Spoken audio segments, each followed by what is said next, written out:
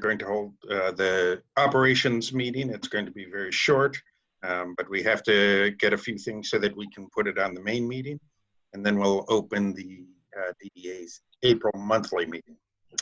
I want to go over a few details for today's meeting, make sure everyone understands what will be taking place. DDA members will participate by video and audio. Staff members and other attendees will participate by audio only.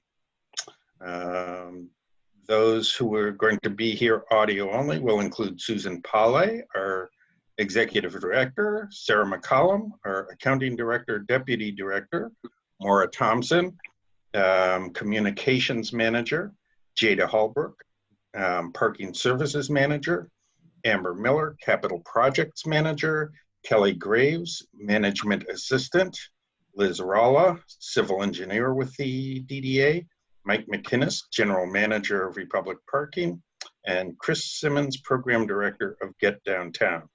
And many thanks to Kelly, because she's the one who's sort of operating everything behind the scenes here. I want to thank members of the public who are joining us today. I think we have all of one. Your microphone will be muted during the meetings, but time has been set aside at the end of each meeting for public comment. Plus, there are 4 4-minute speaking slots at the beginning of the monthly meeting. Because this is a virtual meeting, we need each DDA member or a staff member to identify him or herself before speaking. For example, this is Keith, and I want to make a motion to approve the agenda. When not speaking, please mute your microphone. Voting will unfortunately be done using a roll call. It'll take a little extra time, but it's essential for part of the process to ensure each person's response is identified and correctly recorded on video and for the written minutes. Both the Ops Committee and the board meetings will be recorded and posted as a single recording on the DDA's YouTube channel and website. As we begin, I once again want to thank everyone for participating and appreciate your patience and understanding as we go through this process. Susan, can you please open the Operations Committee meeting with a roll call? Susan? There's Susan. We're not hearing her.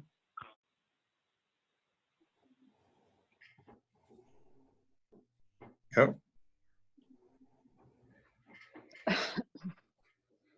I know she was having some audio problems yesterday.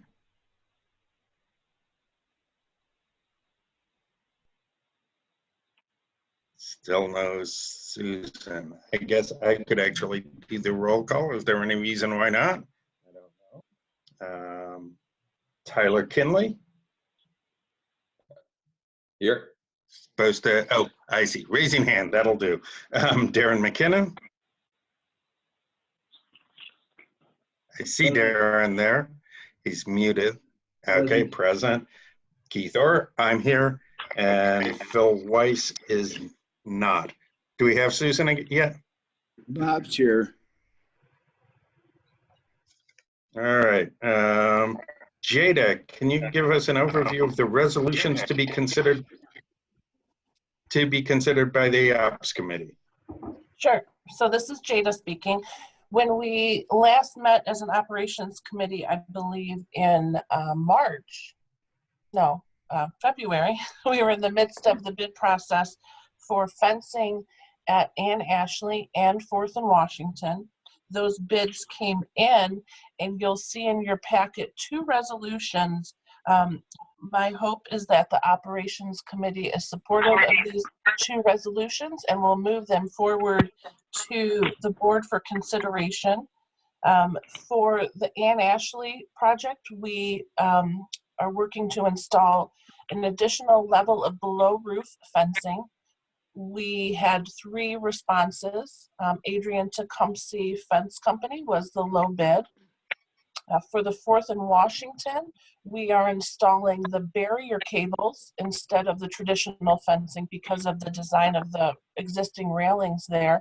We had 4 responses, and Adrian Tecumseh again was the low bid. So again, those two resolutions are in the packet, and I'm hoping that the Operations Committee will support this and forward them to the board for approval. This will allow us to proceed with the contractor, get the appropriate insurances and agreements in place so that he can place the order for the fencing. Not certain at this moment how long that will take, but when the fencing is in, we will check in with the status of operations and such and set a schedule for installation. All right. Any questions among the Ops Committee? Is the resolution, there's just one packet, right? It's the board packet. And is the resolution in that, or are there separate packets? No, it's in the board packet. Okay, that's what I thought. What page of the PDF, Jada? Let's see. Pages 26 and 27. Thank you.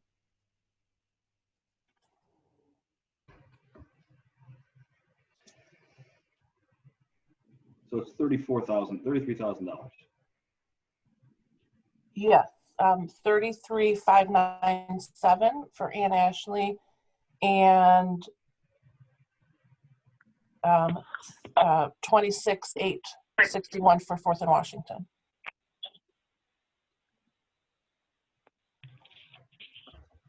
Do we know, are these companies operating right now? So I've been in touch with the owner of Adrian Tecumseh Fence. He has a few small projects that he's working on. Again, in his bid, he estimated 2 to 3 weeks for delivery of materials. He's not sure what exactly that timeline will look like, but he thinks it'll be close, probably closer to the 3 end of that. And then he and I will touch base when the materials are in to see, again, kind of the state of the world and what, certain orders we might be under from the governor and so on, and we'll determine the best time for installation to happen. Okay, this is the similar fencing that we've got at the top of the other structures. At Ann Ashley, it's similar to what we have at other structures below the rooftop. It's a black vinyl coated fence. And then at 4th and Washington, it is the barrier cables. If you remember, we did the mock-up in one of the openings at 4th and Washington, and we're pleased with the look of it. I think we should proceed, but I don't think we should proceed with installation until a later date when we're back to normal. I wouldn't consider this a critical infrastructure, essential service type thing.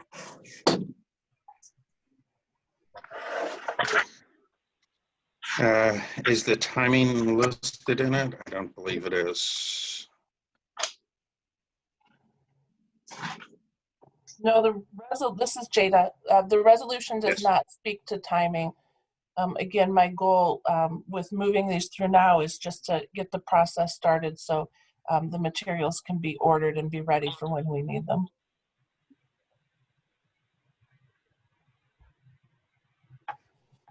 This is Keith. It seems to me that's a reasonable approach. Since it's not addressed in there, we can, as the DDA, and they can work with the contractor to do timing in an appropriate manner. Does that make sense? Or do you feel like it needs to be in the resolution? No. Okay. I think Jada understands that this isn't critical, and right. We're not going to try to force it before the shutdown is over. I think we need to do this work. Okay. Any other questions? All right. Let's see. So a little different than we usually do, because usually we just sort of look around the room and for acknowledgement, but we need to do a roll call vote to determine if there's consensus to take these resolutions to the board. All those in favor, and this is of the Ops Committee folks, of presenting these resolutions to the DDA, please say aye when your name is called. Susan, do we have you again? I called in on my phone, so Okay. Let's try it this way. Tyler Okay. Kinley, Yes, approve.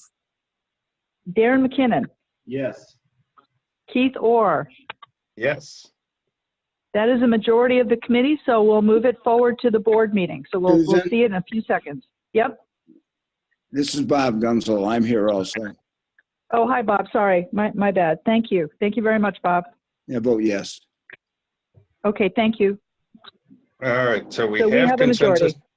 Yep, we have consensus to present these resolutions to the board. That concludes the business of the operations committee. Are there any members of the public who wish to speak to the committee? And I guess we have a couple more people here now. If so, indicate by raising your hand or on the Zoom app. If joining by phone only, please unmute your microphone, state your first and last name. I'll call on you and you'll have 4 minutes. All right, seeing none, next operations committee meeting is scheduled for April 29th at 11 a.m. I need a motion and a second to adjourn the meeting. So moved. Support. Darren moves, I need a second. Second. Support was from where? Tyler. Tyler, okay. Okay. And we need that roll call vote again, Susan. Okay, Tyler Kinley, Yes. Darren McKinnon, Yes. Bob Gunzel, Yes. Keith Orr. Yes. Okay, we have a motion to adjourn and it's been approved. All right, operations committee is adjourned. Now we get to go to the full meeting. Where they set my agenda. There we go. So welcome to the Ann Arbor Downtown Development Authority meeting of Wednesday, April 1st, 2020. We need to do the roll call of the board. Susan. Okay, Micah Bartome, Here. Tom Crawford.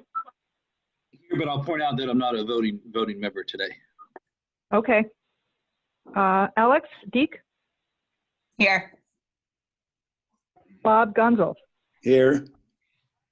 Tyler Kinley, Here. Marie Clough, Here. Jessica Letow, Yes. Molly McFarland, Here. Darren McKinnon, Present. Rishi Narayan, Here. Keith Orr, Present. Bill Weiss. We have a quorum. All right, thank you, Susan. Before we begin, I need someone to move and someone to second a resolution to authorize the Ann Arbor Downtown Development Authority to hold virtual meetings. So And moved. remember to identify yourself by name as you.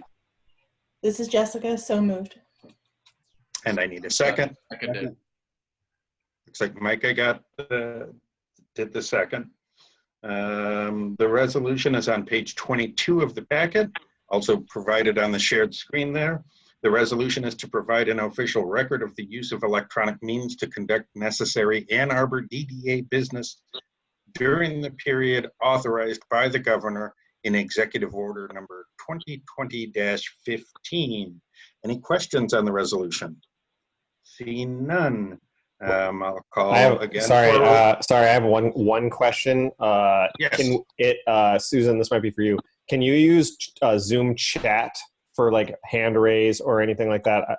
Or is that specifically prohibited? Just because I think rather than like waving your hand in front of the screen or whatever, in class I use chat for hand raising and stuff like that and signups. So I don't know if that's possible or not. I just figured it might be. Yeah, in fact, we were just discussing it earlier. I'm going to defer to Kelly and Keith because we were experimenting earlier. Kelly and Keith, can you tell us how that's working? Darren's giving the thumbs up on that one. Yeah, I think because it's a part of the record, there's no reason we can't use chat. It seems fine to me. Yes, and that does meet the requirements as long as if people say, something like if the public has comments that we make sure we read that aloud so that it's recorded. in the minutes and on the video. All right, very good. Any other questions? All right, Susan, roll call. Okay. Micah Bartome. We're voting now, right? Yes. We're voting now. I'm just going to do a roll call to say that you support the resolution to authorize the DDA to hold virtual meetings. I support, yes. Thank you. Tom Crawford, I know you said you're not voting. Alex Deek, Yes. Bob Gunzel, Yes. Tyler Kinley, Yes. Marie Klopp, Yes. Jessica Letow, Yes. Molly McFarland, Yes. Darren McKinnon, Yes. Rishi Narayan, Yes. Sorry.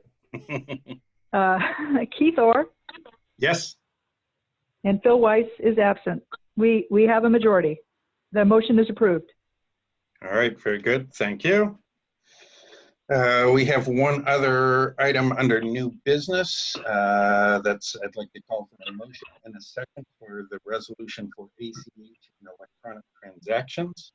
The resolution is on page 25 in the packet and on the share screen. Sarah is here to answer any questions. And so first we need the motion. Bob, and we need a second. Support. I think Bob did the motion. We need the second. Jessica, support. Okay, very good. Any questions on the resolution? Seeing Keith? none. What's that? Keith, can I just ask a question here? Yes, absolutely. I wasn't clear on the way it was worded. It refers to the two people who are involved with the ACH transaction, but it sounded like that either one could authorize it. My question is really, in order to have an ACH transaction done, are two people required to sign off on that transaction? So it's not just one person doing it. I believe the concept, Sarah, I'll let you answer the question. Yeah, the way that this is written, it gives authority to one person, and this comes from the suggested policy put out by Michigan Municipal League, and it gives one person authority to approve the ACHs. Our own policy is anything over $25,000 has to come to the full board for approval before the expenditure is made. So we do have that coverage as well.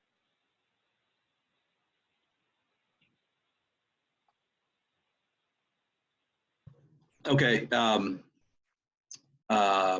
I'm just I think I would typically see that one person is authorized to initiate and someone else is authorized to approve.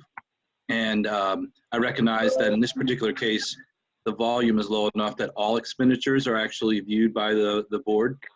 So I'm not wrapped up on it, but having the my personal preference, I just point out is that Who's talking now? Sorry.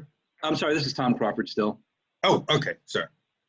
To the extent that the person who keeps the accounting records is the one who might initiate a transfer, I think it would be appropriate to make sure someone else signs off on that transfer.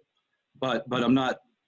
I get the fact that the full board gets and the finance committee gets all transactions. So I'm not wedded to it. In a small organization, you have to do some things like that sometimes. I agree. And what we're considering here, and this will be something that we'll kind of continue to develop as we process these in the accounts payable program. The program produces a list that we can use for approval.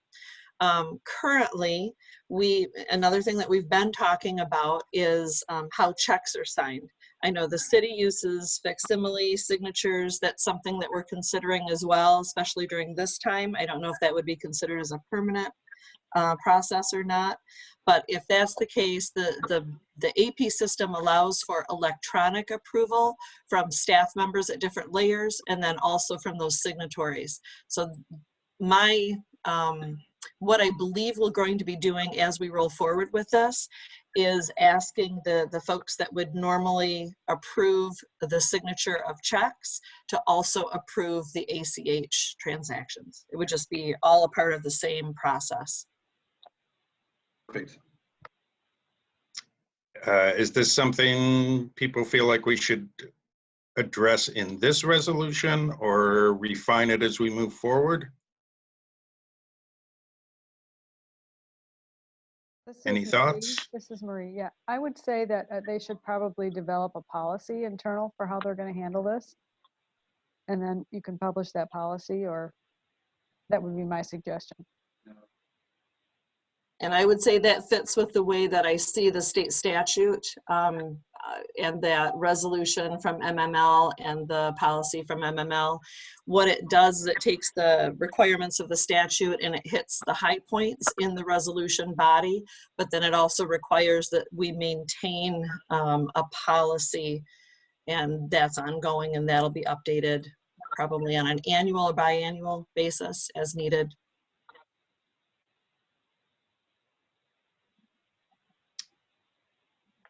All right. Any other questions about it? Hearing none. Roll call vote again, Susan. Sure. Micah Bartome, Yes. Alex Deek, Yes. Bob Gunzel, Yes. Tyler Kinley, Yes. Marie Kloff, Yes. Jessica Letow, Yes. Molly McFarland, Yes. Darren McKinnon, Yes. Rishi Narayan, Present. Keith Orr, Yes. and of course Phil Weiss is absent. We have a majority. It is All right. approved. The motion is approved. There we go. Next, I'd like to call, moving on in the agenda, approval of the board meeting agenda. Let's see, need a motion and a second for that. So move. Darren moves, need a second. Marie, second. Micah seconds, thank you. All in favor? And again, we have to do a roll call. Can we do your name? Michael, yeah, sorry, Micah Yes. Bartome, Yes. Alex Deek, Yes. Bob Gunzel, Yes. Tyler Kinley, Yep. Marie Kloff, Yes. Jessica Letow, Yes. Molly McFarland, Yes. Darren McKinnon, Yes. Rishi Narayan, Yes. Keith Orr, Yes? and Phil Weiss is absent. The agenda Okay. for today's meeting is approved. Excellent. Thank you, Susan. It is time for audience participation. No one has signed up at this point. Is there anyone in our vast audience here interested in 4 minutes to speak to us at this point? There will also, of course, be an opportunity at the end of the meeting. All right. Seeing none. Next page, reports from city boards and commissions. And I don't believe we have, yeah, the Downtown Area Citizens Advisory Council meeting was canceled, so there is no report from them. DDA members communications, and remember to state their name. Jessica. I didn't even have to raise my hand. No, you did not. So this is Jessica. I hold downtown halls on a regular basis, which is a public conversation intended to answer questions and just have a conversation around the work and the mission of the DDA. Last month, given that the world changed a bit, instead of having my usual coffee hour, I had my very first Facebook Live downtown hall. It was surprisingly well attended, and I was really interested to hear the questions and comments that people had. It was a lot about not just our public projects, but how we connect with other parts of work in the city. There were questions about the tree line trail. There were questions about the DTE development. There were questions about what policy and governance is going to look like when we're meeting virtually. So it was a lovely conversation to the point that I'm going to do it again an extra time in May. I don't have a date for that yet, but look for it in the May DDA newsletter, and I'll also announce the date at our board meeting next month.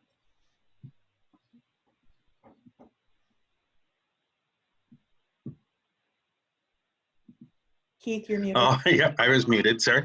Anyone else? Any other DDA member communications?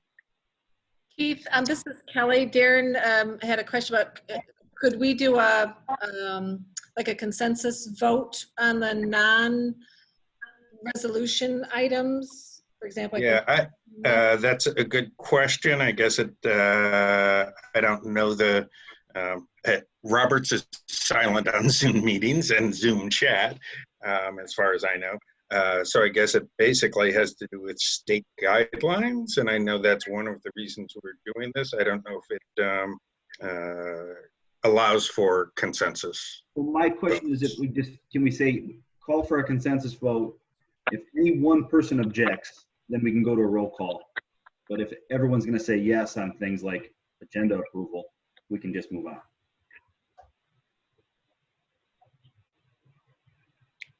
Does anyone know if that's allowed? We are dealing with state issues here on in terms of Open Meetings Acts and all. Well, I think as long as, yeah, my interpret, as long as it's recorded in the, it's on the recording, it'll be in the minutes. The public is able to hear it here, so I think we're covered. Okay, very good. Then on things like this, I don't know if we have many more, but if we have another meeting, we'll certainly use that and just ask for, if there are no objections, to unanimous consent. If one person objects, then we do the roll call. That's fine by me. All right. Well, in fact, we have one coming up here, right? But first, next is on the agenda is Susan, I believe. So I'll turn it over to the Executive Director report. Well, thank you. In our, well, let me just start by saying it's hard to imagine that yesterday was still March, because things have been happening so quickly. I remember, Tyler, you led us in a partnerships meeting earlier in March, and we were just starting to hear about COVID. And just days later, it seemed like it just hit us with a fire hose. I have an item of policy that I'd like to just present to you, and then I'd like Mr. Chair and the rest of the board, with your permission, I'd like to defer it till we get to the Operations Committee portion of the meeting, so we can get the items, the fencing items, off our table. What has been going on in the last 2-3 weeks is everyone is working as hard as possible and doing everything we can to help contain the COVID-19 pandemic. The DDA's effort began in mid-March by requesting that our parking operator remove their cashiers from the garages so we could eliminate those face-to-face contacts. Since that time, there have been a number of big things that hit downtown, including the in-person classes on U of M are ended and they're all online. Destinations have all been closed, special events, and so forth. Our parking revenues, our hourly parking revenues, have taken a big hit. And we'll talk a little bit more about it when we get to the Ops Committee. But I wanted to present to you a policy resolution, which is being given to you by staff, to respond to a request that we've heard in the downtown about the monthly permits. And what I'd like to do is perhaps hold discussion of this and an examination of this till we get to Ops. But it is a question that I'd like very much for the board to vote on. So my request is, we have this in our agenda. It starts on page 28, I think. And I'd like to defer it until we can get through the Ops business and then come back to it, if that's okay. Maybe this is where we use the consensus.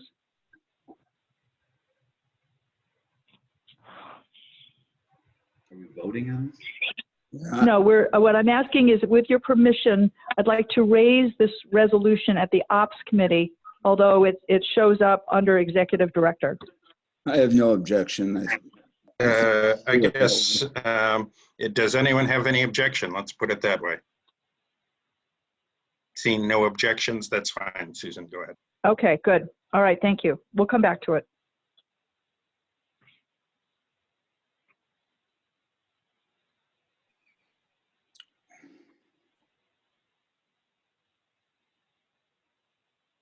Susan, somehow you are muted. Oh, I'm still on my phone. Okay. So I think now you're going to ask about the minutes to the meeting. That's the next action item.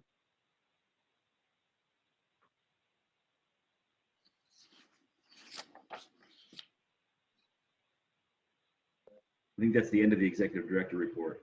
Hey, Keith, That is the end of the Executive Director report. But Keith is muted. Yep, I see there, sorry. Susan has walked away from the podium. You guys can't see it, but she's walked away from the podium. I dropped the mic. Yes, exactly. I just hadn't been aware that she was at the end of her report.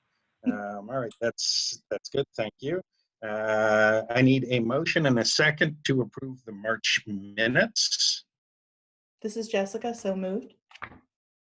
This is Micah, seconded. Excellent. Any objections to approving the March minutes? Seeing none, we'll say that passes unanimously. Look, we just sped through that one. All right, the motion passes. Thanks. Next on the agenda is subcommittee reports. First is the Ops Committee. Bill isn't here. So I am going to, I guess I have to ask for a motion, right? Motion to, Yep. Right, so let's look at the motion to approve the contract for deterrent fencing installation at the Ann Ashley parking structure. It's on page 26 in the packet, also on that shared screen. And I need a motion. This is Bob, so moved. And a second. This is Marie, second. All right, very good. Discussion. Since there's no discussion, maybe we'll ask for a unanimous consent on this one. Does anyone object to unanimous consent? Seeing none, the motion passes. Thanks, Darren. This is working out well. Motion is approved.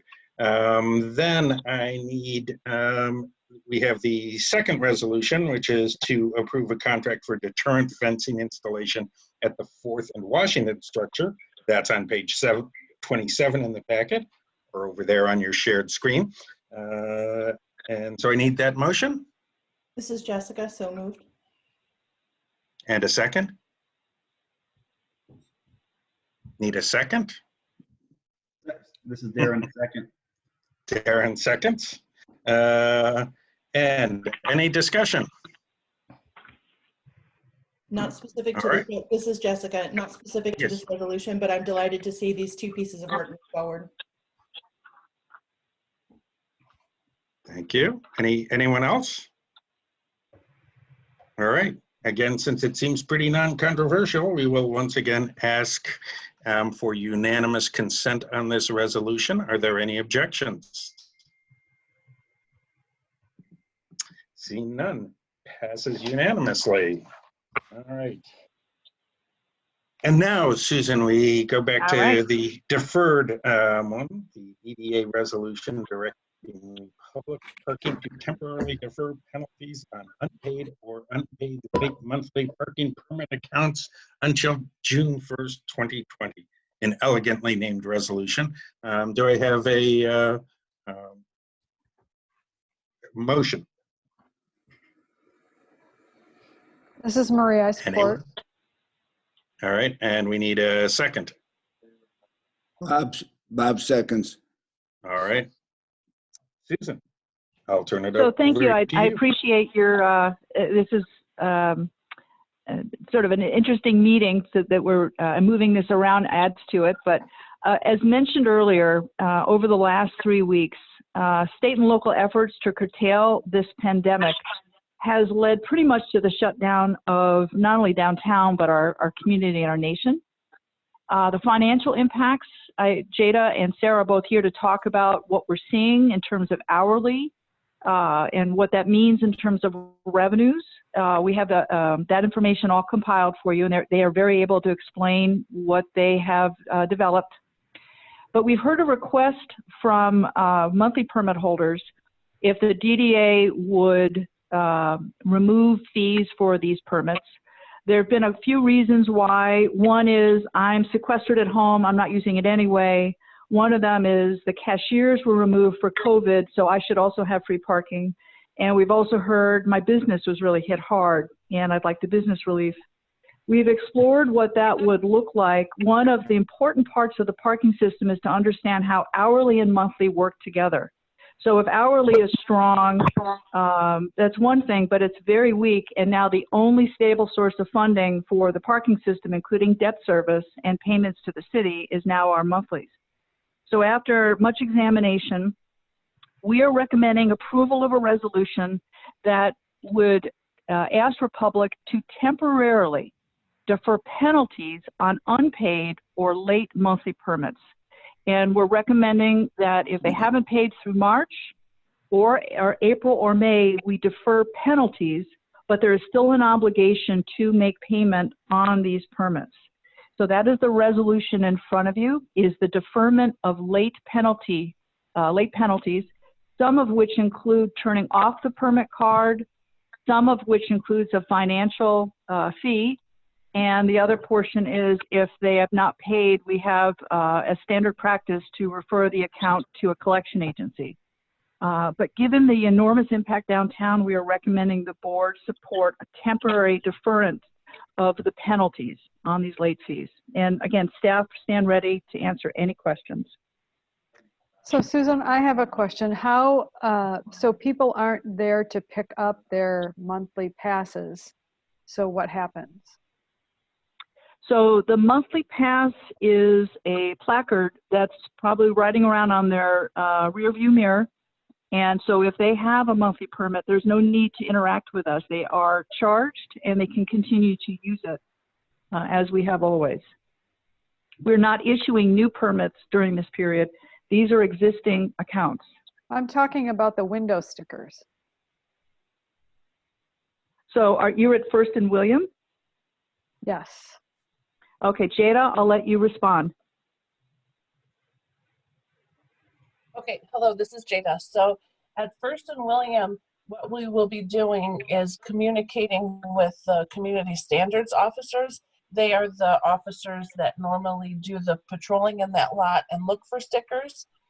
As Republic Parking can, they will get new stickers mailed out, but for the most part, we'll be asking the community standards officers not to be looking for those April stickers, with the understanding that, you know, normal operations, picking up mail and so on may not be in place for all of those offices.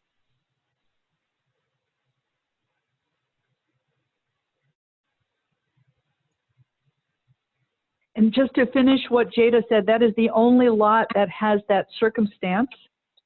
In our other facilities, there is an assigned permit. First and William is unusual in that way. That's the only facility that operates that way. I did a virtual hand raise, but I'll jump in here for some questions. So,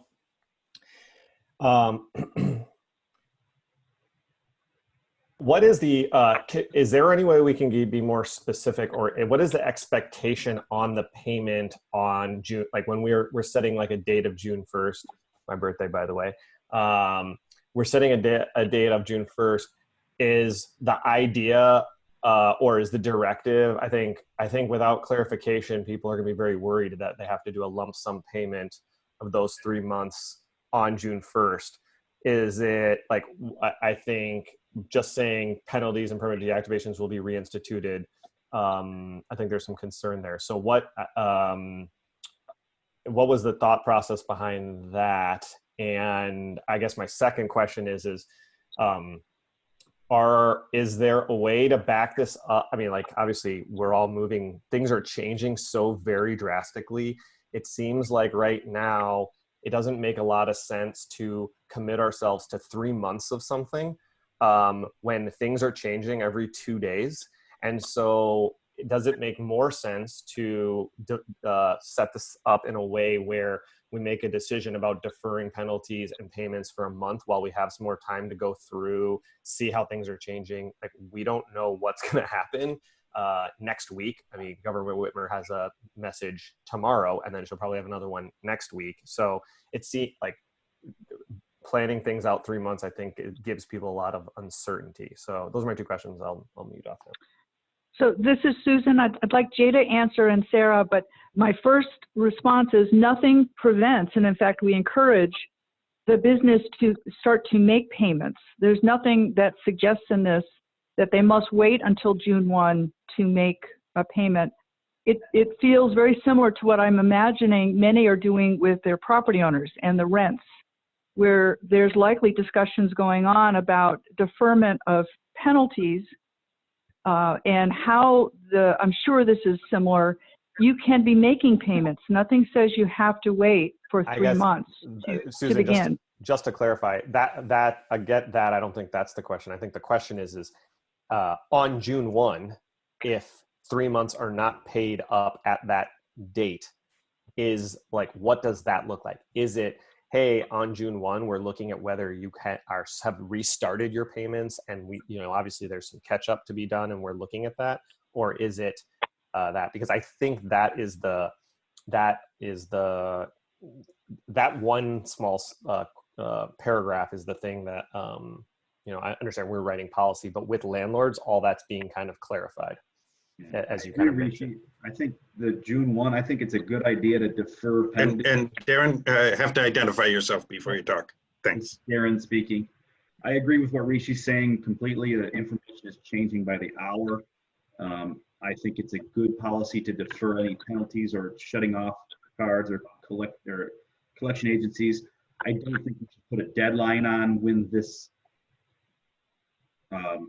payment would be due at this time. I don't think we're in a position where we have to make that decision. I don't think we have anywhere near the information required to make the decision. So I'm in support of deferring penalties, but I would want to strike that June 1st component, primarily because it is Rishi's birthday. And also my wife's. Let's see. Would it be possible for me to ask? Susan, go ahead. This is Susan. I was just going to ask, is it possible Jada could respond functionally, what we're looking at to that first question? Oh, hello, this is Jada. So we would take your direction, but Republic Parking has a system in place and a staff member who frequently works with businesses to set up payment plans or help them kind of work through payment issues. So we could certainly, use that system and rely on staff to, use their discretion and work with people through this. For the most part in the parking system, any penalties are mostly involved just simply turning off the permit, as a way to stop people from parking and getting the value in that. So that's most often what's used. But again, Republic has a system in place where they can track and monitor and work with companies. So if that's the direction from the board, we can certainly do that.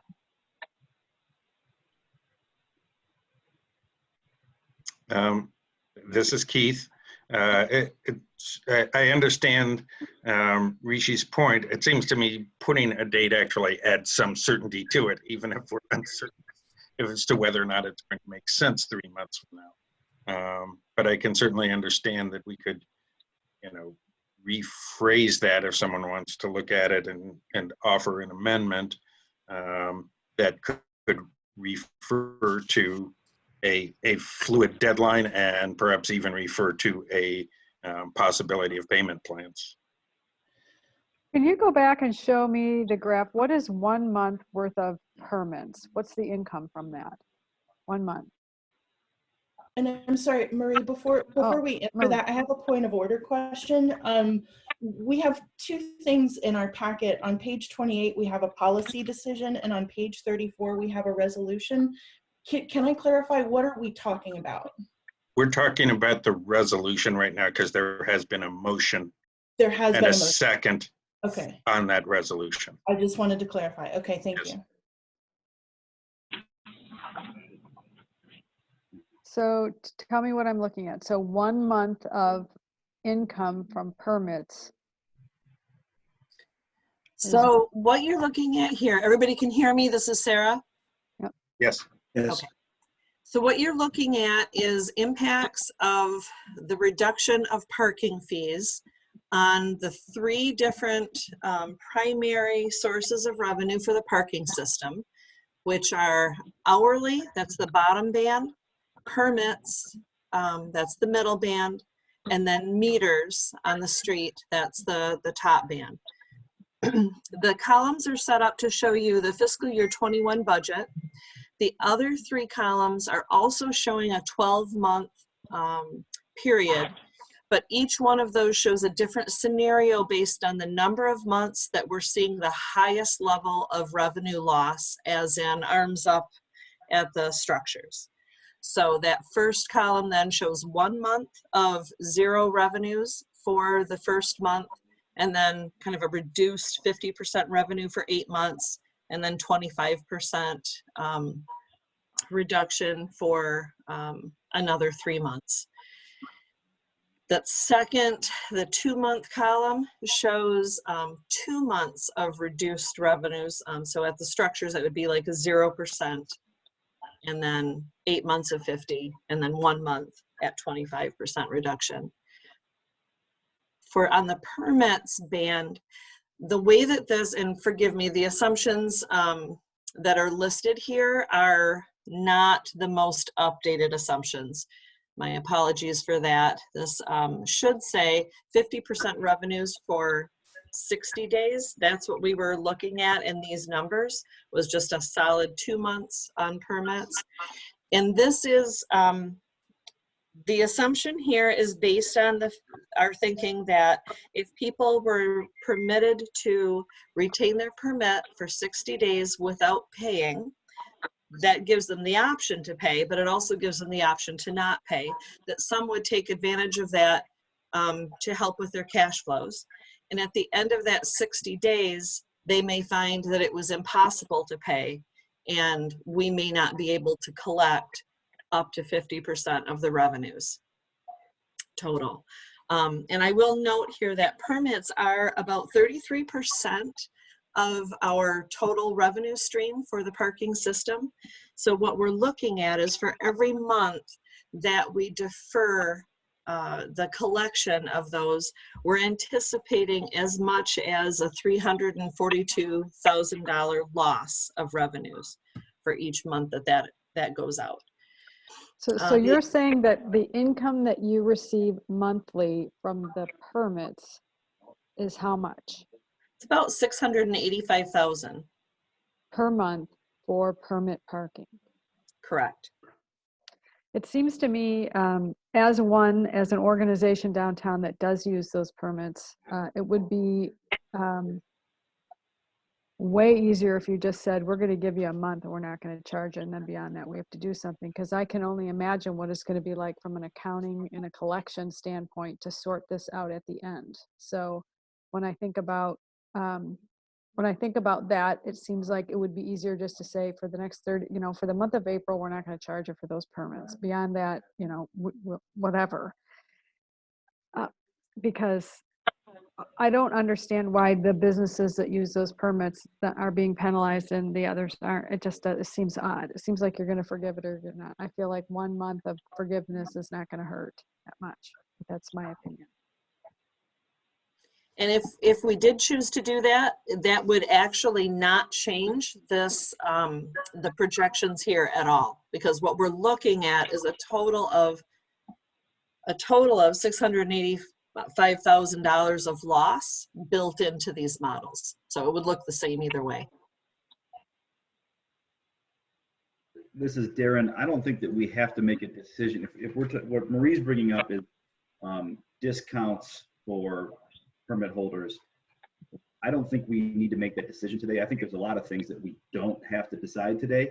I think what we should do is signal to the general public that we recognize that the COVID crisis is impacting their lives, and that we are, an immediate action we're taking is we're not going to turn anybody's permits off. And then we're going to talk about this next month, and we're going to know more. And I think that's about as far. Anything else is total speculation. I'll jump in. I'm using the hand raise sign, but I think Right, it's my turn. Yes, it is. Thank you.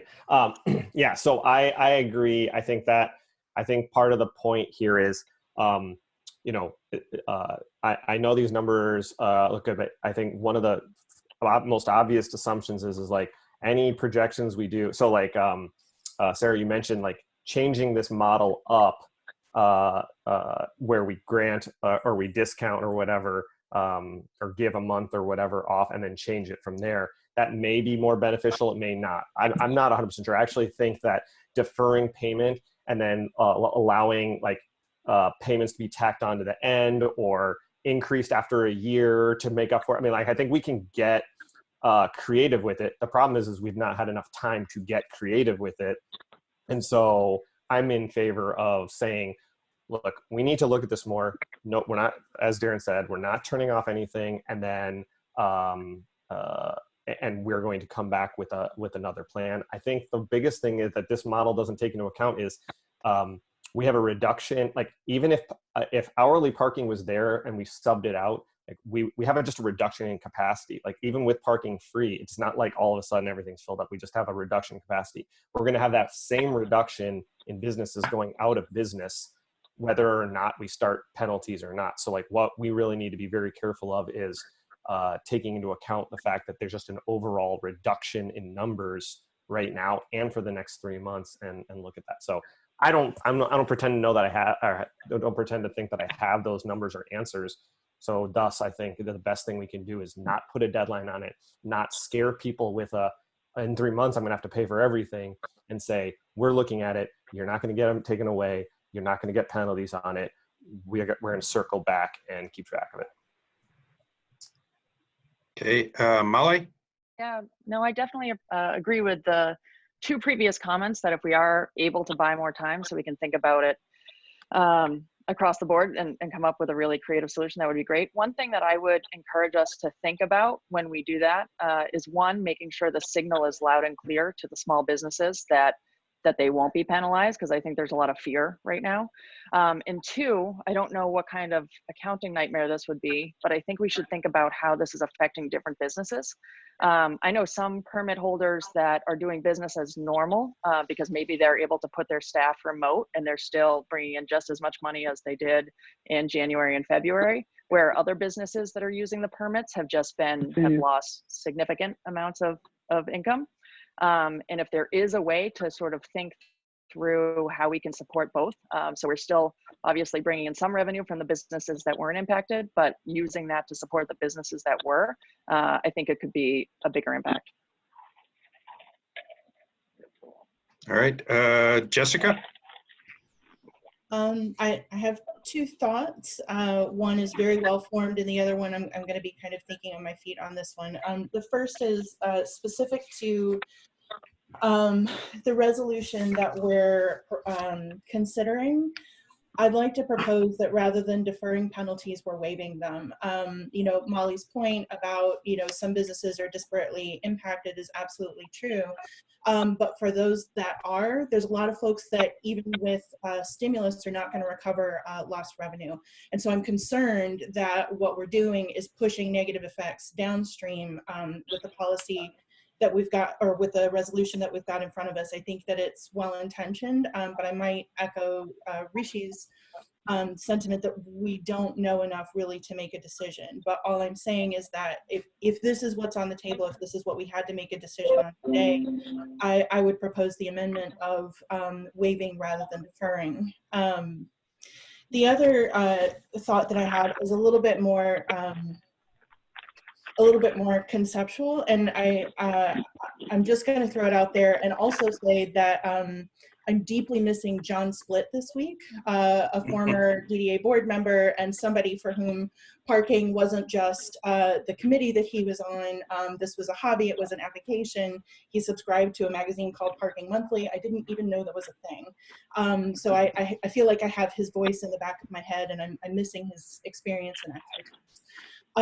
But I want to kind of remind us as a body that our fiduciary duty is to the small businesses and all of the businesses that make up a thriving downtown, but it's also our duty to the city and to the bodies for which we're responsible for our debt and our finances. So that is a really heavy thing to have to balance. And we definitely don't have the answers, but I want to make sure that we're holding both in mind, that we have a responsibility, not just to the people who populate the downtown, but the people and organizations that make the downtown possible. All right, Micah. Yeah, so I agree with a lot of what's been said. You know, as a small business owner who's severely impacted by this, I don't hold any parking permits, but I know many people that do, and everybody's kind of struggling and trying to figure out the way forward here. I think there's a couple of. I don't think I'm in favor necessarily of a blanket policy. Much like Molly said, I think there's some employers and larger businesses here who are doing just fine and can certainly afford to continue paying those permit fees in order to hold on to them. But I think we have to give that kind of consideration to some of the smaller businesses and the people who are more severely impacted.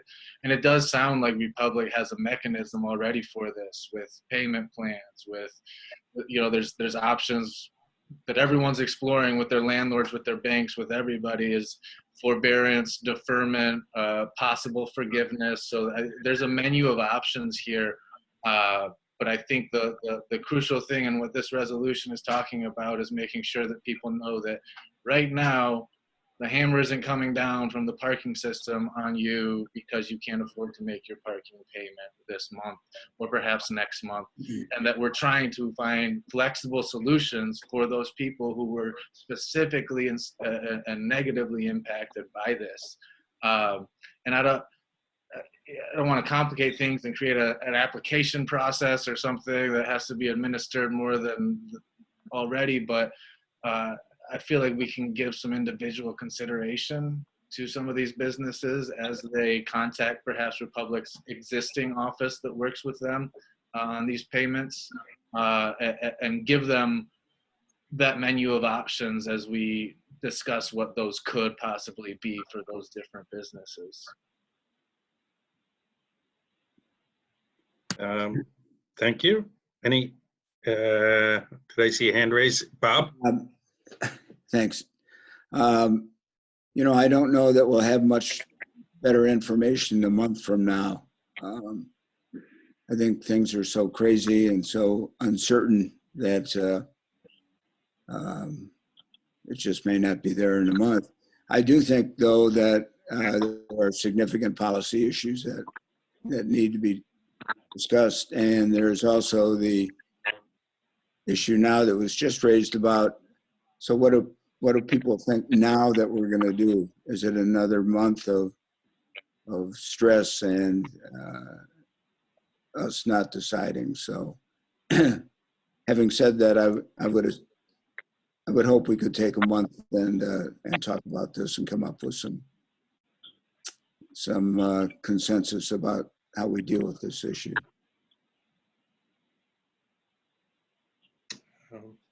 Anyone else? Darren? So this is Darren. I think we need to give some direction to, I think we're all kind of on the same page here. I think we need to give some direction to staff so they can give Republic direction that I mean, they're clearly not gonna get money in the next 30 days from most, if not all, of the pass holders. It probably has already started. I think we want to make sure that we're clear at a minimum that we're directing them to not shut anybody off until further notice, which will be either an ops committee, well, maybe the next DDA board meeting, perhaps. But I want Susan, if she's still there, to tell us that she needs us. I mean, if we don't want to just vote this down, I think we need to modify it and give them some directive for leniency. Is that correct? So on our side, let me do a couple things. One, I'd like to ask Jade, I know we've held off having Republic issue the April parking bills. So I think we just need to clarify that. And then we could have one of you make a motion. I think it's to postpone. I'm never clear about postpone versus table, but either way, whatever word choice, to the very next meeting, we bring the same resolution back to the May board meeting where we raise it again. We would have more data on collections. We would have information, you know, that we don't have today, because I think that's a concern I've heard. So there could be something on this resolution being brought forward next month. But Jada, if you wouldn't mind just to explain kind of the logistics of this, just so that we understand. Certainly, this is Jada. So normally invoices for April parking would have been mailed out the last part of March. We asked Republic Parking not to do that because we were in the midst of working on these memos and recommendation. They are stand ready to send those April invoices out, but I also need to be aware that they, as a business themselves, are dealing with the impacts of staffing and remote working and such. So if we give them that direction, we can work towards that, but I'm not able to say at this point exactly what that date would be. But no April invoices have been generated as of yet. Would it be possible to include on that April invoice to contact X if you are having financial difficulties meeting this obligation and would like to explore options going forward?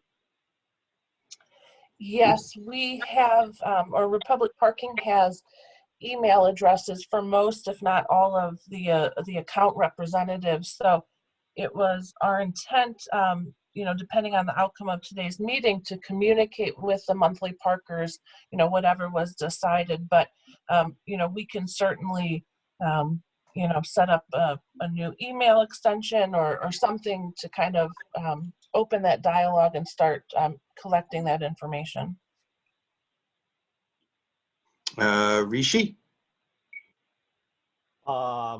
Automatic payments. I think a lot of us are set up on automatic withdrawals or credit card payments on those. And I think, so in terms of like sending out invoices, Jada, you mentioned that. I think it would be advantageous to pause on automatic payments and automatic collections because, you know, I think it's dependent on how you're set up. That's maybe not exactly fair. So we're going to penalize the people that set up to give us that cash for this whole time automatically versus people that got invoiced. I actually don't even know which way we're set up. So I'm not speaking for myself, but I'm speaking for everyone else that is set up on automatic payments that don't want to just like cut their credit card, but do want us to make some decisions and so on. So that's sure, Jessica, oh, I'm sorry, Jada? Sure. So my understanding is that if people have worked through Republic Parking's portal to set up an automatic payment, that is something that needs to be initiated by Republic. So they have not done that yet. We can certainly ask them not to do that. However, if it's something, you know, through WageWorks or something on, you know, the Parkers end that they've set up, obviously we couldn't, you know, make changes to that. But my understanding is that we can hold on the people who have established that to be initiated by Republic in an automatic way. Got it. And so just to follow up to that logistics question, sorry, Keith. So that has been that is on hold right now. We have not asked them to initiate, or they haven't initiated yet. So coming out of this meeting, we could confirm with them that they shouldn't initiate until they hear from us. Understanding that if someone set it up through something else, not Republic, we don't have control over that. Correct. All right, Jessica, then Marie. A comment and a question. The comment is, I wanted to remember to say thank you to Sarah and Jada for the preparation that they did for this meeting. And this time, nobody has a crystal ball, but context and information are incredibly valuable when we're trying to make decisions like this. And so I really just wanted to say a big thanks for all of the analysis that you did do. It took me a couple of hours to work through the board packet this week, but I felt like I came into this conversation prepared. So I wanted to thank you for that. My question is, I know that one of our responsibilities is debt service on past bonds. So I understand that we're talking about big revenue changes for us. Are we at risk of defaulting on any of our obligations? That would be a Sarah question, I think. That is not a concern that we have at this moment. As has been pointed out, we continue to know more about this as time goes on, and that's something that we're keeping a very close eye on. We have, and you'll see this in future pages here that will discuss the impact on expenditures that we're looking at in response to the reduction of revenues. But you can see that in that line that lives above the parking fees. That's the reduction of expenditures that we're our very quick look. Part of that is driven by the reduction in expenditures. So, sorry, Kelly's trying to, no, up farther, Kelly. Go back up to the revenue slide. Which is on, there we go. Okay, so the line that's above those revenue bands, that shows the reduction of expenditures that we're talking about. Got it. This is related to certain things that are tied directly to revenues. The city meter payments, 20% of revenues, those reduce right along with the revenue reduction and has an impact on the city general fund. Also, credit card charges to a much lesser degree, about 5% of revenues. And then we're also looking at the biggest part of this is a 50% reduction of our capital improvements. The total that was anticipated to be spent for fiscal year 21 is a little over 10 million. So we've cut that right in half. Just looking at what that impact would be. And you'll note the difference between where that line is and where the band is. That shows the impact on our fund balance. And how much, and we were looking at a spend down of fund balance for fiscal year 21, if all went as planned, of about $6.2 million, which would bring our ending fund balance to 7.5. A worst case scenario here, 6 months of high level impacts, arms raised at the structures, that would bring our final fund balance to about 3.2. So still with recourse, still with some resources. But the other thing to keep in mind is that this is only looking at the parking side of things, not the TIF side of things. And we do have some resources in the TIF side as well that we are allowed to use to make debt payments. So that is in all of our talks about the impact on our funds here. Debt payments has come up as our highest priority and something that we're absolutely keeping a look on as more information comes forward. But at this point, we feel like, we're okay. Thanks for the clarification. So just to follow up before we move to Marie. So in other words, we don't see any immediate danger in terms of debt payments. If anything, because of the spend down of fund balances, we may have to look at the 10-year plan in a different way. Is that correct? That's correct. And I would note that 50% reduction in CIP, that's not, it's pushing those out farther. It's delaying those projects, not eliminating them. The need for the projects is still there. So that's something, it's something we have the ability to do. It's because our funds are so, they have such a high level of capital projects, it gives us that flexibility because we can shift those time-wise. That's a huge advantage over a, you know, completely operating fund, which doesn't have as much flexibility to adjust expenditures in response to reduced revenues. All right, I believe Marie's next. So it kind of hurts my heart to sit here because on the one hand, I'm thrilled that you know the DDA is strong and that we'll get through this easily. But when I think of myself as, you know, the head of a nonprofit arts organization where all of our revenue is based on classes, which we know we're not able to have. So I think about the struggles that we have and the fears that we have and the sacrifices that everybody inside that building, including me, have made. It's hard to hear that you want us to still pay those parking things. I think if the DDA's role is to support small business, then what I'd like to see is you don't have to pay for your parking pass in the month of April because we know that we can't go back to work anyway. So just forgive it for April, and then let's take time between now and the end of April to come up with a creative solution going forward. But that's a really great gesture for small business. So that's what I would say. And Sarah, could you, if there were a 1 month forgiveness, what is the amount of revenue that is for the 1 month? So that is, it actually comes out the same as what we had built into the model. We were looking at a 50% reduction over 2 months, which equals about $685,000 total reduction. Per month? No, over the course of the 2 months, total of 685, and it would be the same thing if we just eliminated 1 month of revenue at 685. So it doesn't change this revenue projection at all. But that also.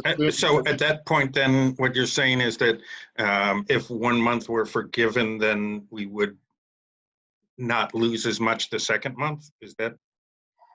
Right. The second month for permits, the second month is back at 100% in this model. So what we're looking at in the model as far as permits goes is a total loss, total 12-month loss, if you will, of $685,000. And it doesn't matter which way we slice it, if that's a 50% over 2 months or 100% for 1 month. If we go more than 1 month at forgiving those revenues, then the model would change. Molly? Yeah, I still want to reiterate, I think we should think through the different types of businesses that are going to be affected by this. So I'm imagining that there's a scenario where instead of forgiving 100% for 1 month, maybe we could forgive 100% of the businesses that were really impacted for 2 to 3 months if we had the people that were not impacted still paying. So I'm talking about I at least know, and maybe it's because I'm representative of the tech scene, there's still a lot of companies that are able to do work from home without feeling a big impact on their day-to-day business. So forgiving their parking, even though they're not really using it, is not a huge deal to them. I'm sure everybody would take it, but it doesn't measurably impact what's going on with their business. Where the restaurants or the nonprofits, if that meant we could extend out 2 months, 3 months, whatever that is for the same impact, I feel like that would be a better use of the funds. Micah, were you raising your hand? I was. So I think just kind of a point of back to this resolution we're discussing. And Marie, I agree with you on many levels, but I think that we can maintain that menu of options, that we can forgive the pass fee for these businesses if we come to it. But for what we're looking at this resolution, it's about making sure that we're not charging penalties, that we're not going to collections, and that people aren't losing their parking passes. I don't know if we're going to get to the point right now today in this meeting by saying we're either going full forgiveness, half forgiveness, or we're picking these people to forgive or these people not. We need to do that. But that's a larger conversation too. And I think we have to maintain that menu of options for all of our businesses, depending on who they are and how they were affected. Molly, you make a great point. We do have obligations in the parking system, and we do have, things we need to pay and maintain. And we want to be able to support those businesses most in need, from my perspective at least. So how can we use those funds to better allocate them and support the businesses that are truly facing hardship here? Let's see. I think Darren is next. One thing that Marie said, about forgiving the month of, I guess it would be April at this point. There's nothing that says that to make a good gesture to the community that we couldn't make the decision now to forgive April, and continue to evaluate what we do down the road. I think it's clear that April's going to be the hardest hit for everybody in the world, especially in Nassau County. But that doesn't mean we're going to not continue to evaluate how we deal with this going forward. The one piece of information we don't have, unless maybe Sarah could tell us, is what does that impact? I think she gave us a number. It's like $8 million that we're going to just get rid of immediately if we make that decision today. Rishi? One major thing that I think we got to think about is, while I agree with Molly and Micah that there are some businesses hit differently than other businesses, we have done a pretty good job of getting away from picking businesses that for grants and things like that, because that's just not what we're good at. And I think this would be another scenario of, I think we have to have it on the table because we're in extreme times, right? I think the thing we got to be careful of is that I think that should be last resort, because I don't know that I want to be, or any of us want to be in the position where we're telling someone like, well, we've analyzed your business and we think that you should pay, versus so-and-so because it's more obvious, right? But Molly, your business is going to be impacted through customers, and you're going to see that, and vice versa, I'm sure. And I think tech companies, everyone, this is so broad reaching that everyone is impacted. To what scope? Unsure. But, I think that it's definitely, I think it's not like we can never do that. I think it's just got to be a last resort thing. I personally would be in favor of cutting all capital expenditures to alleviate, help people through this before we get to that point. So I know we're estimating whatever half cut, like whatever we have not obligated to, we cut that out if we get to that point. But I mean, what's the point of that if we decimate? So like that, in my mind, and I haven't seen any numbers, and I think that's what the next month or more could be a part of, is like digging into the numbers even more than maybe we ever have. But I think the sentiment is correct. I think absolutely pitching in your fair share, or what you can afford for the betterment of everyone else, is absolute for sure.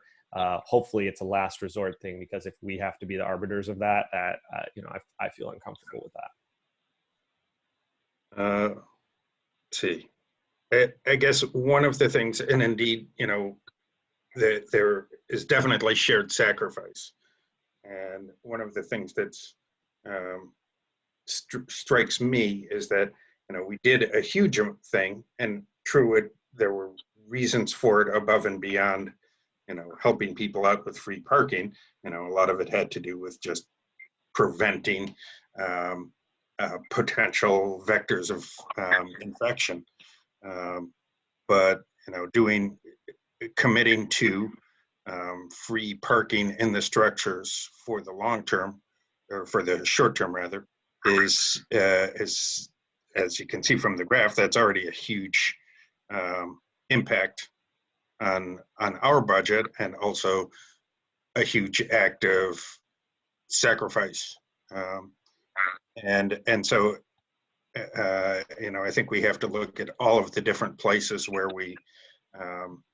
where our revenue comes from. And to me, one of the things about the permit parking is that it's an expense on other people's ledger. And one of the choices, and I'm not saying that we'd be ruthless about it, but one of the choices, if you can't afford a monthly permit, is to cut that from your budget. And I know that there are some people who think they're that they're required part of their business. So I'd be interested to hear more. How much of a requirement is it? Is this something where you would lose your ability to do business if you don't have that parking permit? I worked downtown for 34 years and never had a parking permit. So I guess that's one question I have. Let's see, I see Jessica has her hand raised. Jessica. I'm glad that we're having this policy discussion. I came to the conversation with a lot of thoughts and now have a lot more, but we also have a resolution on the table. So I'm wondering if we can get a temperature check on where we are on this specific decision. We've heard a lot of ideas floated, and if we were going to act on any of them, is that an amendment to this resolution, or are we proposing a new one on the fly? Like, what in terms of governance, what's our next step? Excellent, thank you. I was thinking similarly that is there an amendment that anyone wants to put forward, or is it just simply we put this off for a month with a policy decision? So yeah, let's get a temperature check. And I see Darren raised his hand. So what I would propose as an amendment, this is Darren, under the resolved clause, that we change the first sentence to read, the DDA board directs Republic Parking to defer late payment penalties on unpaid monthly permits. So strike March, April, May, and then it says monthly permits until, strike June 1st and say further notice. So this is saying that we're going to talk about it again next month, but it says the way it would read would be, DDA board directs Republic Parking to defer late payment penalties on unpaid monthly permits until further notice. And do we have a second? This is Jessica, support. All right, discussion on the amendment.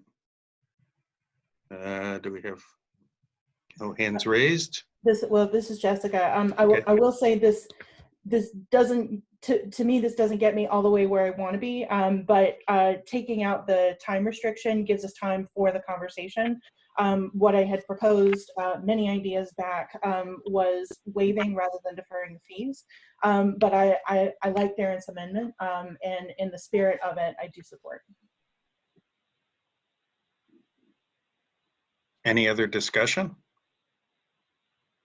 All right, I think maybe we will do a roll call vote on this one, and this is a roll call vote on the amendment.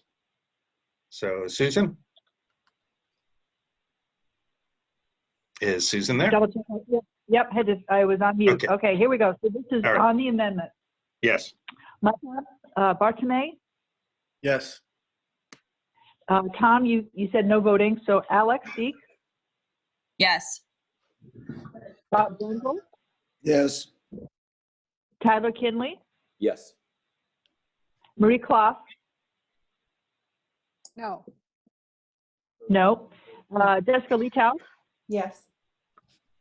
Molly McFarland? Yes. Darren McKinnon? Yes. Rishi Narayan? Yes. Keith Orr? Yes. And Phil Weiss is absent. So we have approval of the amendment. Back to the main motion. All right, back to the main motion. Any further discussion on the motion with the amendment? Rishi?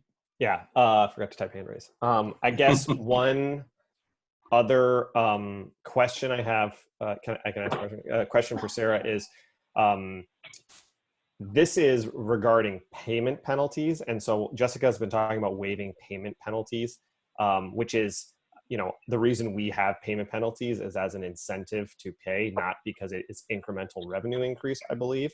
So we put defer, but I do wonder if, and we've adjusted that, and I think that's good.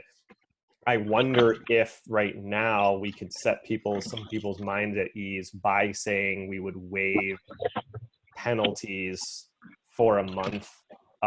Maybe we can do that in retrospect. And I'm just posing this right now while we're all here and talking and we're making decisions, because that likely is a very small part of Sarah's model in terms of like the actual change in revenue. So by waiving penalties and not using the term defer, we could, if we made that change, I'm not proposing the amendment yet, but if we made that change, we would still give ourselves the flexibility to do 1 month, 2 months, 3 months, or whatever, but we would be taking more of a stand of like, look, we're waiving these, we're basically, putting out there that if you can't pay, it's not going to affect you.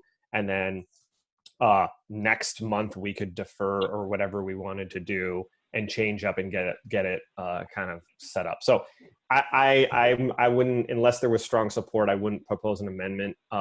If everyone feels comfortable with this, I mean, it's essentially the same thing. It just signals a little bit more of a little bit more, I think, for businesses. But I just wanted to throw that out there. This is Sarah. Could I respond real quick? Yes. So in talking with staff as we were developing this document and the resolution, my understanding is what our intent was here was to defer all collection efforts for this period.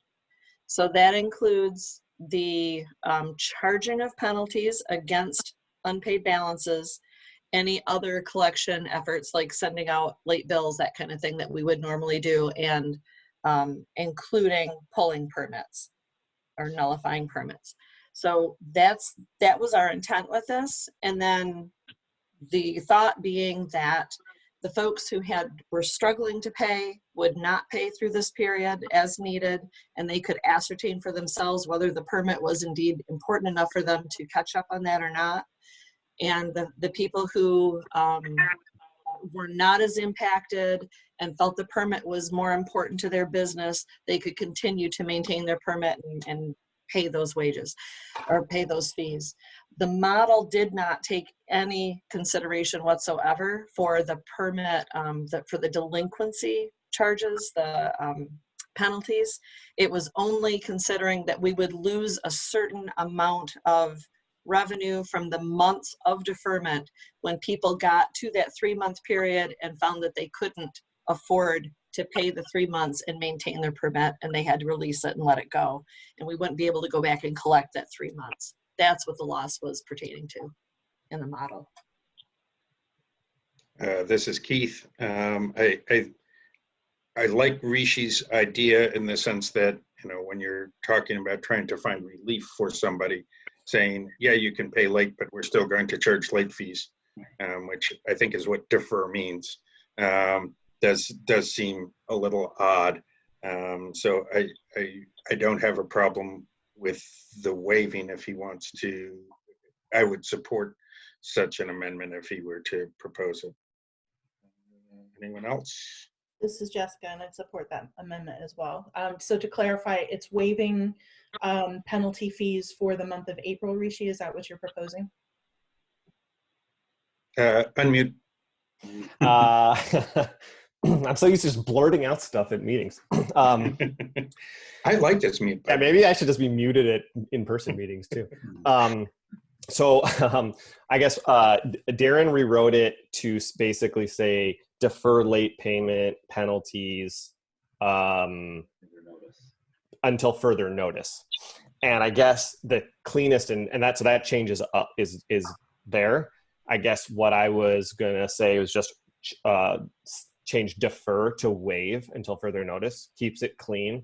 It doesn't mean that we're going to, I think if we were to instate them again in May or whatever, we would probably defer, find some, we are all very committed to figuring out a way to make this work, right? So I don't think that it's like leaving too much open-ended. It's already very open-ended. So that would be my proposal. But if we want to like put a time, like April, waive April and like cut it there and then revisit or something, I'm fine with that. I think we need an amendment of some sort so that we can discuss it. Okay.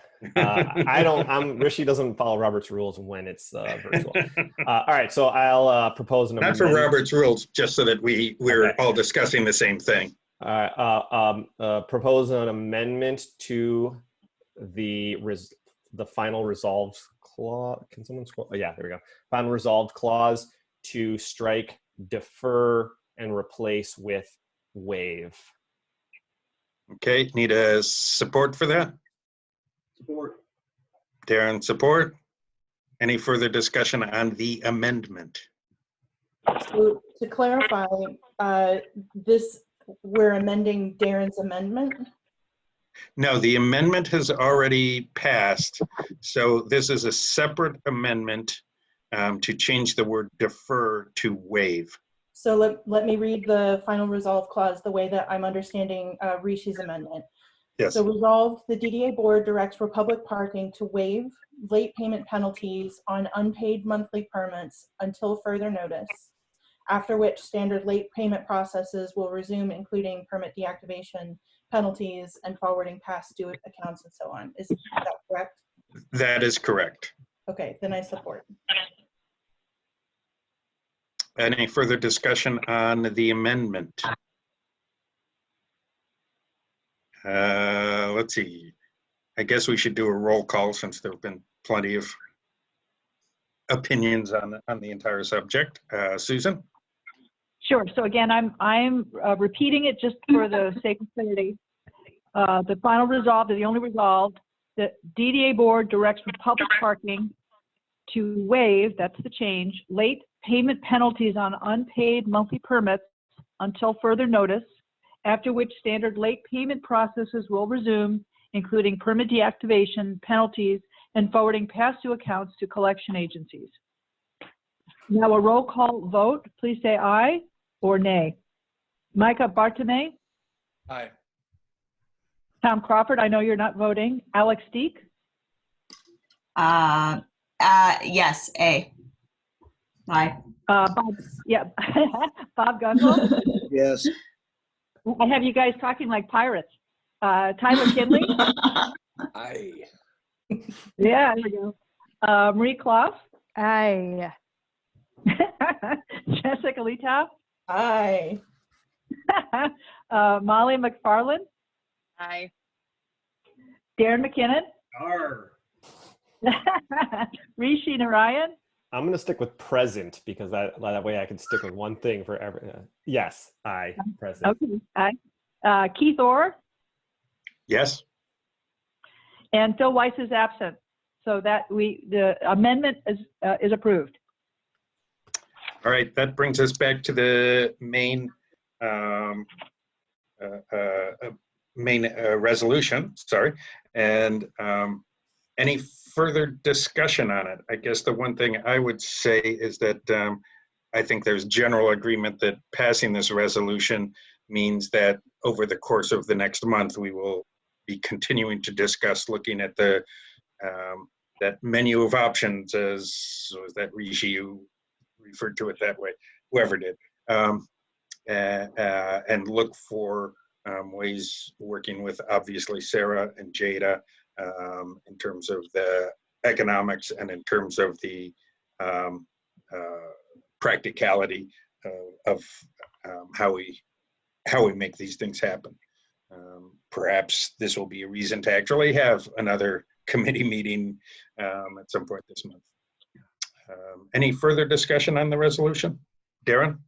I want to state that I assume that once this gets passed, assuming this gets passed, that the Republic will communicate to all permit holders via whatever way they normally communicate, be it mail or email, that I think Molly would say that we're very explicit to everyone that this is the policy and that we're not going to expect payment essentially this month. All right. So I guess let me, this is Susan, just to clarify, I think we've gone a few different ways. Are you as a board saying you are not expecting payment? I just want to be clear, because if we say something in writing, it should reflect what the board as a group is saying. What we heard was waiving late permits, but I just want to be clear what was the direction to Republic on their statement to the patrons. Right. I believe that this doesn't say that we aren't accepting payments. It just says that you won't be penalized if you don't make the payment. Okay. Thank you. That's what I was affirming. Okay. I All guess right. what I want to make sure is that we communicate that to the permit holders, and we can communicate it in just the way Keith just said it. All right, and let's see, I think we have Marie next. Nope, that was an old one. Oh, was it? I'm sorry. Then Jessica.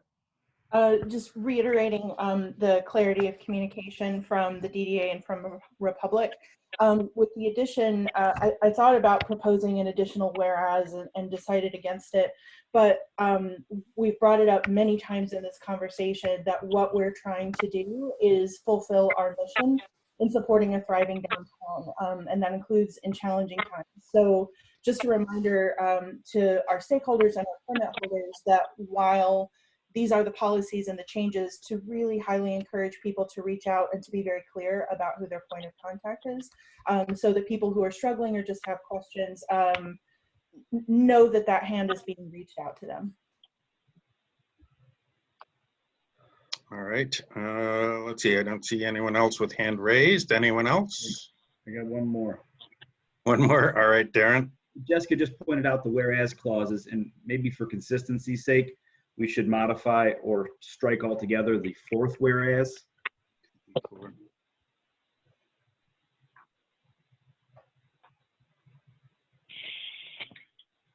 Yeah, I guess we kind of have to, because otherwise. Right. Can we strike it? Is there anything critical in there? Because it's all said in the resolve clause.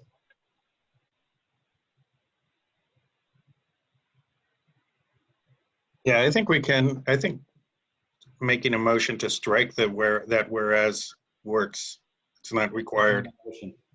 So that's a motion. Do I have support for that motion? Support, Rishi.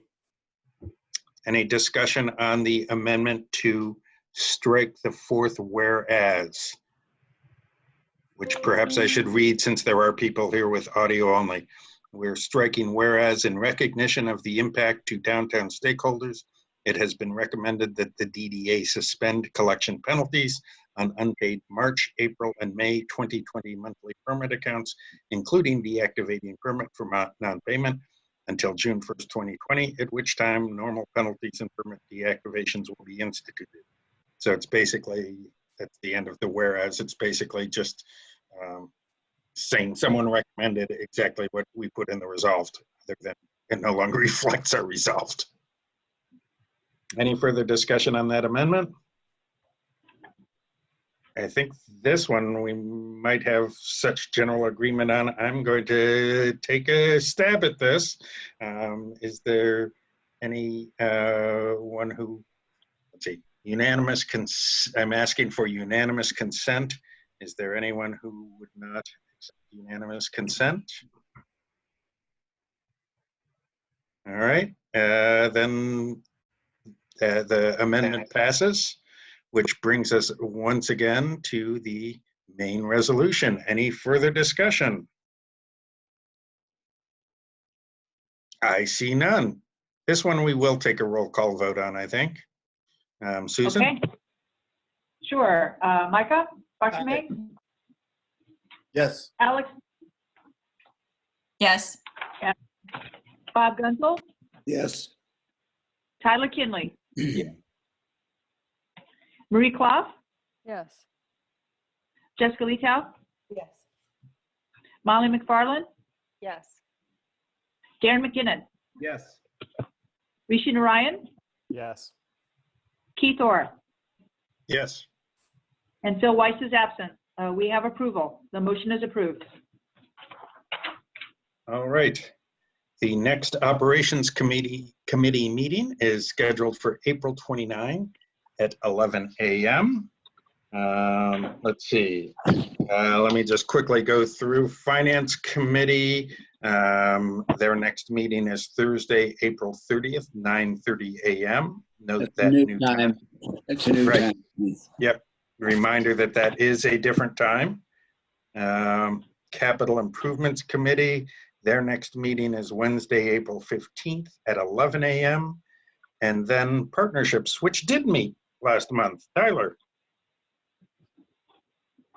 Yes, so at the last partnerships meeting, the main topic of discussion was the the need for city council to amend the DDA restriction on using funds for affordable housing, amending it so that we can use funds on projects that have above 60% AMI, so 70 or 80% AMI. That was mostly with a couple of city council members that were present. We appreciated having both Jane Lum and Ali Ramlawi there. They had a lot of good questions. We had a lot of good discussion. And after going through that for a good amount of time, we then did our partnership updates, and basically everyone talked exclusively about the COVID-19 changes that they were making. This was right at the very beginning of Washtenaw County even having cases. And a lot of it was trying to determine what was going to happen. And since then, it's only become obviously more of an issue. So that was the meeting. Let's see my notes here. The next partnerships meeting is Wednesday, April 8th at 9 a.m. It's a DDA only meeting, but of course, public is welcome to come. So yeah, that's the long and short of it.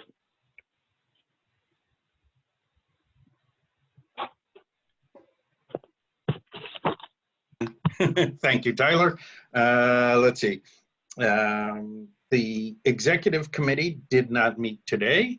However, we will, our next scheduled meeting is Wednesday, May 6th at 11 a.m. Under new business, there is an item here of April committee meetings, virtual or cancel. We were having some discussion about this, and my feeling was that we may be canceling some of them, but let's not cancel them en masse, because it's much easier to cancel them as we go along than to try and bring them back up. So for instance, if we want another resolution next month around monthly permits, it would make sense to have an operations committee. So my feeling is let's not as a group cancel all of the meetings, but as we have in the past, if there is not business, we can go ahead and cancel them individually. How do people feel about that? Sounds good. Okay, general agreement on that. Let's see. I see that Rishi did make the suggestion of moving ops committee up. Obviously, that makes sense in the sense of if we do come up with ideas at ops, it gives more time to look into the practicality of it and how we can handle it. Changing meeting times can be an issue. How do people feel about moving ops up? I think it's a great idea. There's a lot that's coming out of this discussion here that I think needs to probably more conducive in committee setting, and we'll have a better idea about what kind of revenues are coming into the parking system for in this first week of April, and who's paying for their passes and whatnot. So I think we have more data at that point to be able to make some more decisions. Okay, I'm going to suggest that we leave this up to Kelly to contact people and set up a time. It might be like in place of another one that does get canceled, or maybe before or after one of the other meetings on Wednesdays. Does that make sense to everyone? Rather than trying to have a discussion here and get everybody's buy-in. Darren? I agree with moving it up, although I wouldn't move it up too much because it's a double-edged sword. The longer we wait, part of the discussion is we don't have information, and we're going to hopefully more in the next couple of weeks. So maybe move it up 1 week at the most, I would say. Okay, so let's see. It's now planned for the 29th. So the 22nd actually doesn't have any meetings, any DDA meetings. So maybe we could just move it up 1 week. Does that make sense for everybody? Including Jada. Including Jada, right? All right, Yes. sounds like sounds like it's a general agreement on that. If there are issues, we'll work them out over the next week or so, but let's plan on that informally.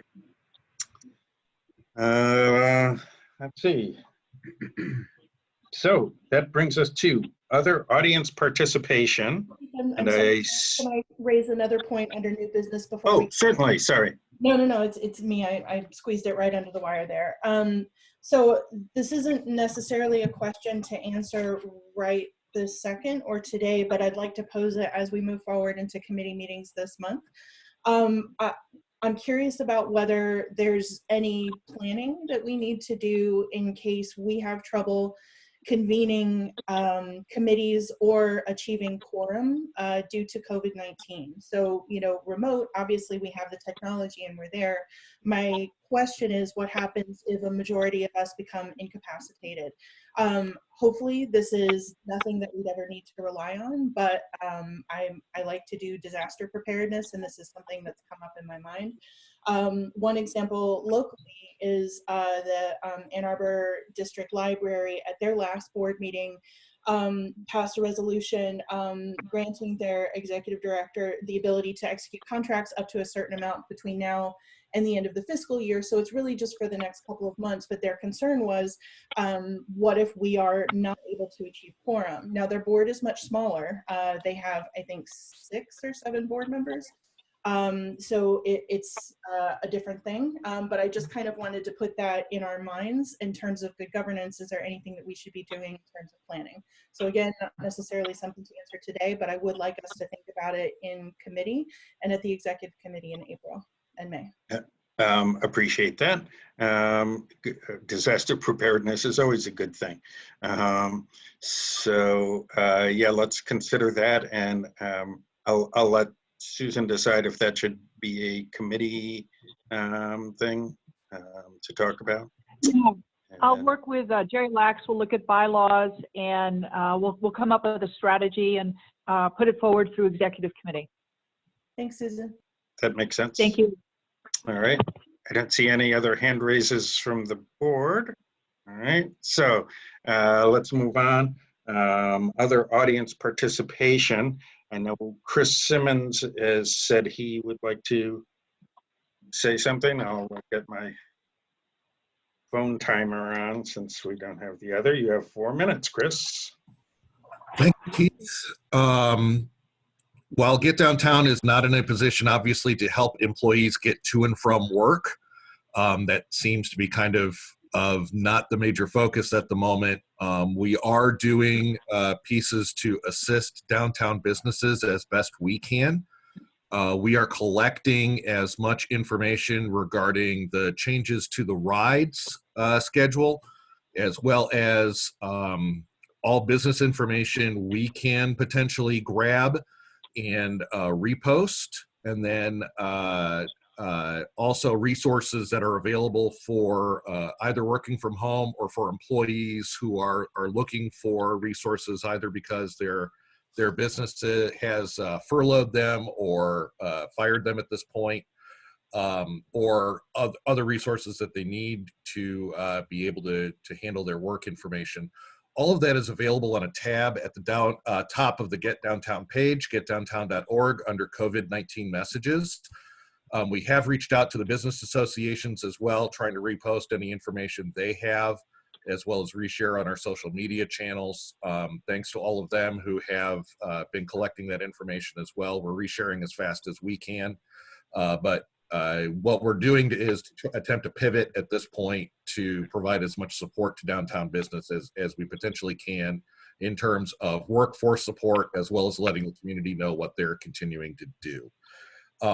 From the rides perspective, what Matt Carpenter, the CEO, has continued to emphasize is that the ride is critical infrastructure as designated under the governor's executive orders.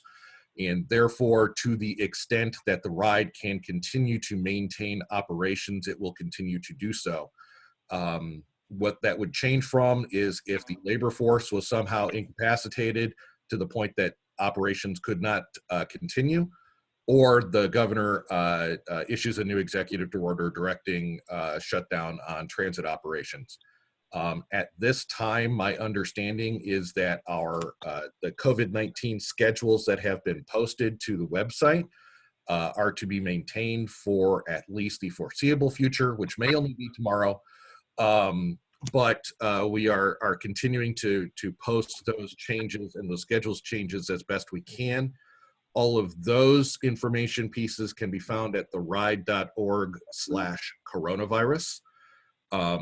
We are also working behind the scenes to attempt to recreate as much of the real-time information that people have come to expect as possible. That is not easy, but we are attempting to do so as best we can. But if people are looking for a cheat sheet on what they should be looking at from a schedule, they can use the published Sunday schedule for routes, with some modifications to that we've noted on our website. And if board members or other folks have additional questions that they're looking for out of what the ride's doing at this point, I'd encourage them to contact me directly at chris@getdowntown.org. Thank you.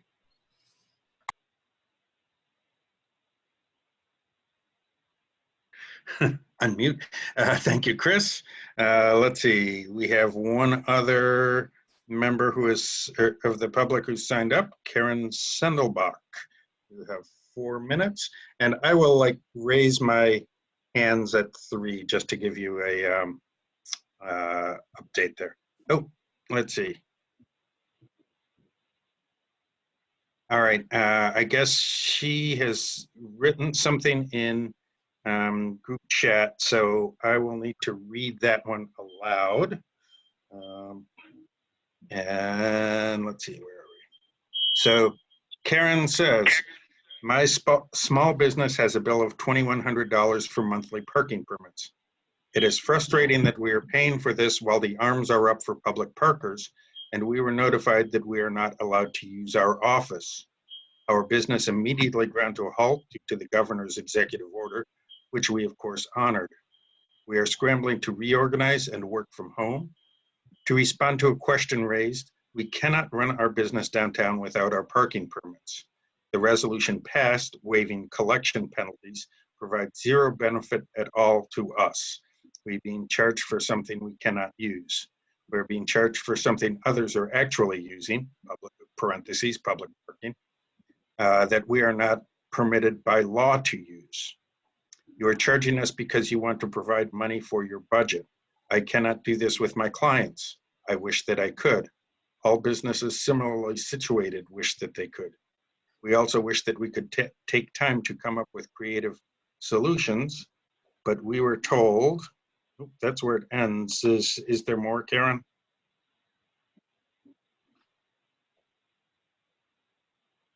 That's all that showed up in group chat here. Oh, wait, here we go. That we must immediately close and we must make ends meet. I heard you talk about how much money you have in reserve. Small businesses do not have this much money in reserve.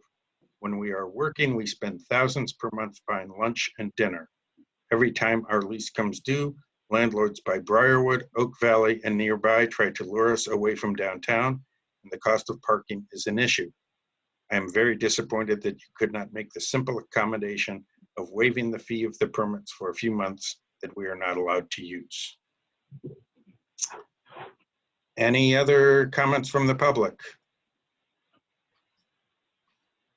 I'm not seeing anything under chat. No one has piped in. So with that, we need a motion to adjourn. Moved. Darren moves. We need support. I support. Who is that? Marie supports. Marie supports. Very good. Thank you. And I think we don't need a roll call for this one. All in favor. Is there anyone who disagrees with unanimous consent on this motion? Seeing none, passes unanimously, and the motion carries, and we are adjourned. Where's my gavel? There it is. It's actually a meat tenderizer. But there we go. Thank you all.